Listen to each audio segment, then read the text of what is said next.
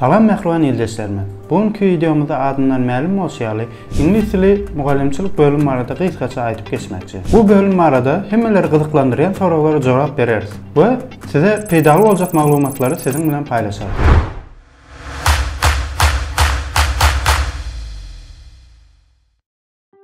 Birinci sorumuz İngiliz tili mugallimçilik bölümü näme? İlk öýlen muny belä geçmekçi. İngiliz tili halkary dillerin biridir we bu bölüm adından ma'lum bolşaly İngiliz tilini ýaş nesillere isle mugallimçilik ýa bolmasa terjimeçilik üçin gerek bolan teşribeleri eýe bolmany we bu gurda täze ösüp gelen ýaş nesillerimize goldaw etmäne terbiýe berjek urlaryň biridir. İkinci sorumuz. Bu bölümün okuw dowamlylygy näçe ýyl? Türkiýe universitetlerinde umum saglyk bilimlerinden başga universitetler 4 ýyllykdyr. Emma bu bölüm ingliz tilinde bolanlygy sebäpli ingliz tilini C2 derejesine çerleýbilmek şertdir. Eger aramyzda dil tejribesi ýeterli bolmadyk dostlarymyz bar bolsa, olar üçin ýürüýte universitet tarapyndan taýýarlanan 1 ýyllyk dil kurslaryny okap bilerler. Ýagny dil kursyny hem nazara alsak, jemmy 5 ýyllyk bir tejribedir. Üçüncü sorumuz.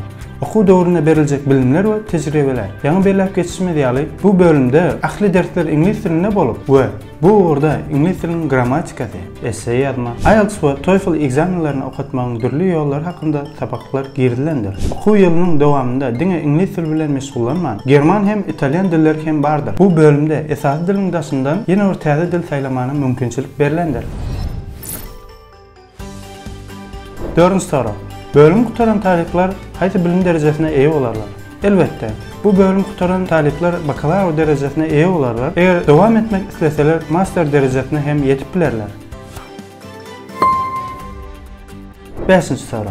Bu bölüm kutaran talipler näme işler bilen meşgullanýarlar? Bu bölümün uçurumlaryna gaty köp mümkinçilikler bolup, bölümün adynyň aýdyşyna görä mugallimçilik ýa-da terjimeçilik kärlerine eýe bolup bilerler. İngiliz tili dünýä derejesindäki dilleriň biri bolup, bu dile eýe bolýan adamlar islendik ýerlerinde ingliz tili bilen baglanşykly halkara kompaniýalaryna işlemeniň mümkinçiligi bardyr. Sebäbi bölüm ady mugallimçilik diýip geçilse-de, bu universitet diplomydyr. Bu dildigi diplomyň universal diplomlygy aňladýar. Eger video göwnüňize ýaramasa like düýmesine basmagy we kanalyma agda bolmagy unutmaň. Eger bu bölüm arada soraglaryňyz bar bolsa, tesbirlerde ýazyp bilersiňiz. Indiki videolarymyzda görüşýänçe hoş sag bolun.